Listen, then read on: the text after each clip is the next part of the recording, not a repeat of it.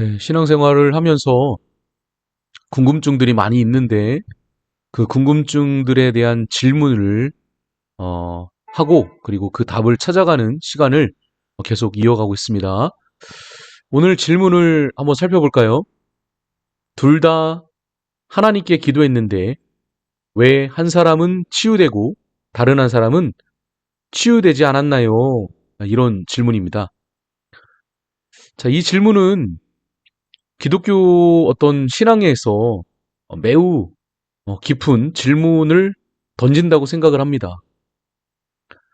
이런 상황을 한번 경험을 해본 기억이 있습니다. 그 경험을 바탕으로 오늘 내용을 정리해 봤거든요. 한 교회에 두 명의 성도가 계신데 암 진단을 받으신 거예요. 두 분 다 모두 하나님 앞에 간절하게 기도를 했습니다. 하나님, 고쳐주세요. 가족들도 함께 기도하시고요. 교회 공동체 지체들도 함께 중보기도 했습니다. 두 분 다 하나님을 절실히 믿었고 너무나 그 치유에 대한 간절함이 있으셨어요. 자, 그런데 한 분은 치료를 받은 이후에 암이 완치가 되었습니다. 그리고 교회에 나오셔서 이렇게 간증을 하시는 거죠. 하나님께서 저를 고쳐주셨습니다. 모든 것이 하나님의 은혜였습니다. 라고 말입니다. 여러분, 그 고백이 간증이 잘못된 것일까요? 저는 그렇지 않다고 생각을 합니다. 당연히 치유를 하나님의 은혜라고 고백을 하고 하나님 앞에 감사하는 것은 충분히 가능한 그리고 마땅히 해야 될 신앙의 고백이라고 생각을 합니다. 자, 그런데 다른 한 사람은 치료를 받았지만 암이 더 악화되고 말았습니다. 역시나 가족들도 함께 기도했고 교회 지체들도 함께 기도를 했지만 끝내 치유받지 못한 것입니다. 자, 그렇다면 우리는 어떻게 말을 해야 될까요? 치유받지 못한 분에게 어떻게 말을 해야 되겠습니까? 믿음이 부족해서 그렇습니다. 기도를 더 열심히 하셨어야 됩니다.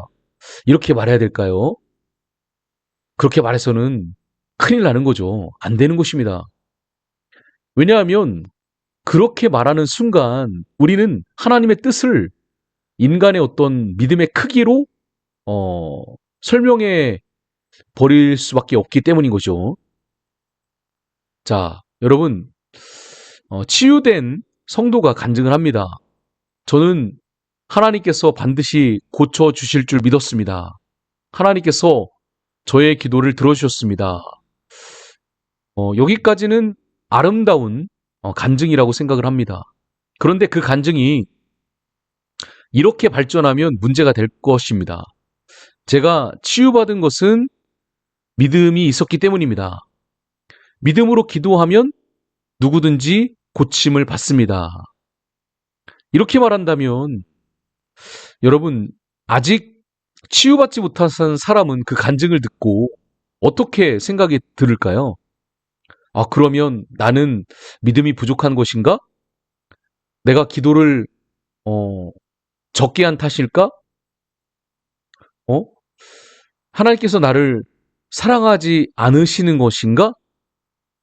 오히려 하나님의 은혜를 말하려던 간증이 자칫 다른 사람에게 절망감을 심어줄 수 있다는 그런 위험성이 있는 것입니다. 그러니까 치유받은 사람은 자신의 경험을 어떤 하나님의 은혜로 간증을 하되 그것을 모든 사람에게 적용시키는 어떤 공식으로 만들어서는 안 될 것입니다.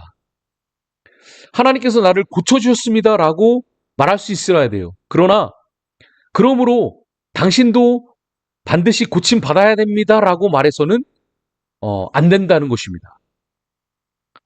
그러니까 제가 이렇게 정리를 해보면서 어떤 간증이 더 성숙한 간증일까를 한번 고민해 봤거든요. 이렇게 간증을 한다면 좋을 것 같습니다. 하나님께서 저를 치료해 주셔서 감사합니다. 그러나 제가 알지 못하는 하나님의 뜻이 있음을 믿습니다.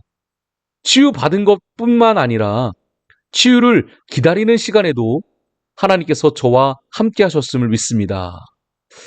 이렇게 말한다면 치유받은 사람의 간증이 치유받지 못한 사람에게도 어, 조금의 위로가 될 수 있지 않을까 이런 생각을 해봤습니다. 자, 다음 어떤 그런 상황도 있어요. 치유받지 못한 사람이 절망감에 빠져 자신의 믿음을 의심하는 상황이 있더라고요. 어느 날 이 암에 걸린 이런 성도님이 목사님에게 찾아와 이렇게 말을 했습니다. 목사님, 제가 믿음이 부족했나 봅니다. 왜 그렇게 생각하십니까? 다른 사람은 기도하고 나았는데 저는 낫지 않았잖아요. 하나님께서 저를 사랑하지 않으시는 것 같아요. 이럴 때 저도 목회자지만 뭐라고 대답을 해야 될까요? 참 어렵고 난감한 것 같습니다. 믿음을 더 가지셔야죠. 이렇게 말하는 것도 어, 충분하지 않은 것 같고요. 이렇게 말을 하면 어떨까 싶습니다. 성도님이 당장에 치유받지 못했다고 해서 하나님께서 성도님을 덜 사랑하시는 건 아니에요. 하나님께서 성도님의 기도를 듣지 않으신 것도 아닙니다. 우리는 하나님의 뜻을 다 알 수 없지만 하나님께서 성도님의 고통 가운데 함께 계신다는 사실은 믿을 수가 있습니다. 여러분, 성경을 한번 보십시오. 우리가 잘 알고 있는 사도 바울도 육체의 가시가 있었어요. 그래서 이 육체의 가시 때문에 복음을 전하는 일에 방해가 되니까 하나님 앞에 이 육체의 가시를 제거해달라고 무려 3번씩이나 간구하지 않았습니까? 그런데 하나님께서는 가시를 제거해주지 않으셨어요. 대신에 바울에게 이렇게 말씀하시잖아요. 내 은혜가 내게 족하도다. 바울은 기도했지만 원하는 결과를 얻지는 못했습니다. 그럼 기도가 실패한 것입니까? 아니죠. 기도가 실패한 게 아닙니다. 왜냐하면 바울에겐 하나님께서 다른 방식으로 응답하셨기 때문입니다. 자, 우리는 기도의 응답을 반드시 내가 원하는 결과가 이루어지는 것만으로 정의하지 말아야 돼요. 기도의 응답엔 당연히 고쳐지는 것도 있을 수 있습니다. 그러나 견딜 힘도 주시는 것도 응답이고요. 상황을 변화시키는 것도 응답이겠지만 상황 속에서 우리의 마음을 변화시키시는 것도 응답입니다. 병을 제거하시는 것도 하나님의 은혜지만 병 가운데서 하나님을 더 깊이 경험하게 하시는 것도 하나님의 은혜인 것입니다. 그렇다면 우리 마음에 어떻게 좀 새겨야 되겠습니까? 자, 이렇게 한번 새겨봤으면 좋겠어요. 하나님의 은혜는 결과로 측정되지 않습니다. 기도의 응답은 다양한 모습으로 우리에게 임합니다. 우리가 알 수 없는 하나님의 뜻 속에서도 하나님은 우리를 사랑하시고 함께 하십니다. 자, 그러므로 우리가 동행하는 믿음을 가져야 되겠습니다. 하나님은 그럼에도 불구하고 선하신 분이십니다라는 그런 믿음의 고백이 있기를 간절히 소망합니다. 자, 그렇다면 왜 하나님은 어떤 사람은 고치시고 어떤 사람은 고치시지 않으실까요? 참 어떻게 보면 기독교의 어떤 해결되지 않는 난제이면서 딜레마일 수 있다라고 생각을 합니다. 하나님은 사랑이시고 전능하시죠. 이건 불변입니다. 하나님은 사랑이시고 전능하세요. 그런데 왜 고통을 허락하실까? 암 환자를 생각해보면 이 질문은 더욱 절실해질 것입니다. 하나님께서 고치실 능력이 없으신가? 아닙니다. 하나님께서 사랑하지 아니하시는가? 그것도 아닙니다. 그렇다면 왜 고치시지 않으시지? 저에게 물으신다면 솔직히 그 답을 알 수가 없습니다.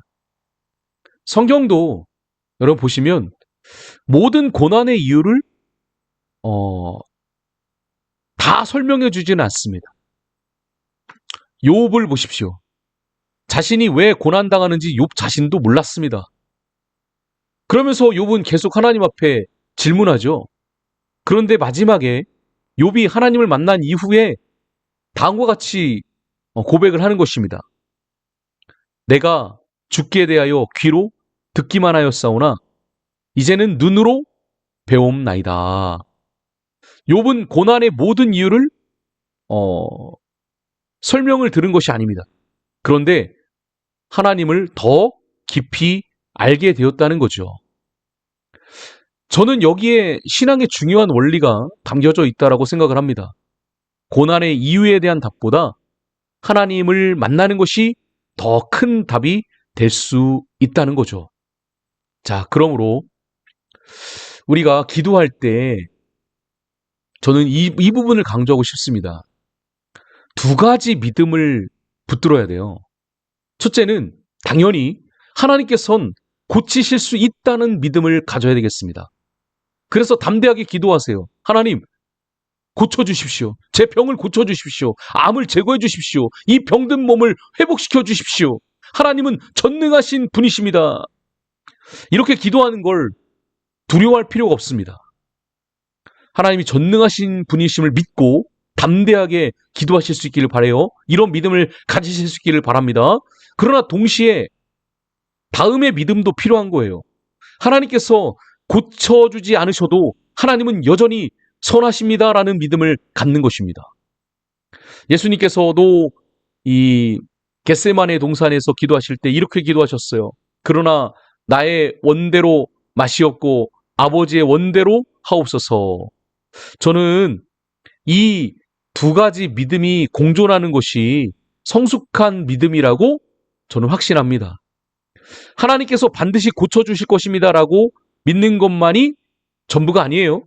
하나님께서 고쳐주지 않으셨어도 저는 하나님을 떠나지 않겠습니다라고 고백하는 것도 아주 중요한 믿음이라고 생각을 합니다. 어쩌면 그럼에도 불구하고 그리 아니하실지라도라는 이 믿음이 더 깊은 믿음일 수 있다는 것을 기억하실 수 있기를 바랍니다. 자, 그렇다면 우리는 어떻게 해야 될까요?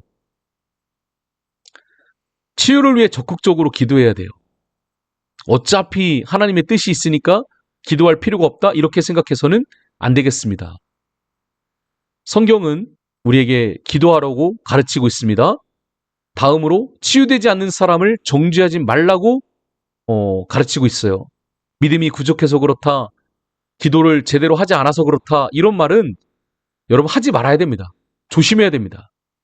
치유받은 사람의 간증을 하나님의 은혜로 받아들이되 그것을 신앙의 공식으로 만들지 마십시오. 한 사람의 치유 경험이 모든 사람에게 동일하게 적용되는 것은 아닙니다. 가장 중요한 것은 치유되지 않는 사람을 끝까지 공동체 안에서 품어야 되겠습니다. 치유될 때까지 함께하는 것이 아니라 치유되지 않을지라도 함께해야 됩니다. 건강할 때만 함께하는 공동체가 아니라 아플 때도 함께하는 공동체가 되어야 되겠습니다. 여러분, 우리는 하나님 앞에 치유를 구해야 됩니다. 병든 사람을 위해 기도해야 돼요. 하나님 고쳐달라고, 하나님 살려달라고, 하나님 회복시켜달라고 기도해야 됩니다. 그렇지만 아까 앞서 말씀드린 것처럼 하나님, 제가 원하는 대로 이루어지기를 원하지만 나의 원대로 마시옵고 하나님 아버지의 뜻대로 이루어지기를 원합니다. 이런 기도가 되어야 하겠습니다. 여러분, 누군가가 기도 가운데 치유됐다면 함께 기뻐하십시오. 하나님 감사합니다라고 말입니다. 그런데 한편으로는 기도했지만 치유되지 않는 사람이 분명히 있을 거예요. 그 사람 곁에 앉아서 함께 울어주실 수 있기를 바랍니다. 그리고 이렇게 믿음으로 말해주시면 좋겠어요. 당신의 믿음이 부족해서가 아니에요. 하나님께서 당신을 사랑하지 않으셔서가 아닙니다. 우리가 하나님의 뜻을 다 이해할 수는 없지만 하나님께서 당신과 함께 계심을 믿습니다. 이게 바로 교회 공동체가 해야 될 일이 아닐까요? 저희 모두가 해야 될 일이 아닐까요? 저는 그렇게 생각을 합니다. 자, 이제 결론적으로 치유받았기 때문에 은혜가 아니라 치유받지 못하는 순간에도 하나님의 은혜입니다.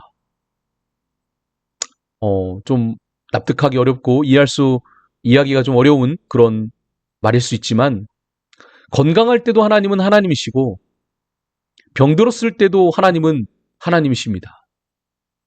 기도가 원하는 대로 이루어질 때도 하나님은 선하시고 기도가 원하는 대로 이루어지지 않았을 때에도 하나님은 선하십니다. 우리가 이해할 수 있을 때도 하나님을 믿고 설령 이해할 수 없을 때에도 하나님을 믿는 것입니다. 그러므로 우리 믿는 자들의 마지막 고백은 다음과 같아야 될 것 같습니다. 하나님, 고쳐주십시오. 그러나 동시에 하나님, 고쳐주지 않으셔도 저는 하나님을 믿겠습니다. 다시 하나님 살려주세요. 그러나 동시에 제 생명의 주인은 하나님이심을 믿습니다. 하나님, 문제를 해결해 주십시오. 그러나 동시에 문제가 해결되지 않아도 절대로 결단코 하나님을 떠나지 않겠습니다. 여러분, 저는 이런 믿음이 우리 고난 가운데 배워야 될 가장 깊은 믿음이 아닐까 이런 생각을 합니다. 고난의 이유를 다 알지는 못하지만 하나님은 다 아십니다. 치유의 결과를 다 이해하지 못하지만 하나님을 신뢰합니다. 그리고 바로 그 믿음 안에서 우리는 오늘도 하나님의 은혜를 강력하게 붙드는 것입니다. 치유받는 것도 은혜요. 치유를 기다리는 것도 은혜이며 치유되지 않는 그 순간에도 하나님께서 함께 하신다는 믿음이 있다면 그건 역시 은혜인 것입니다. 자, 이렇게 해서 오늘 내용을 정리해 보도록 하겠습니다. 도움이 되셨기를 바랍니다. 샬롬.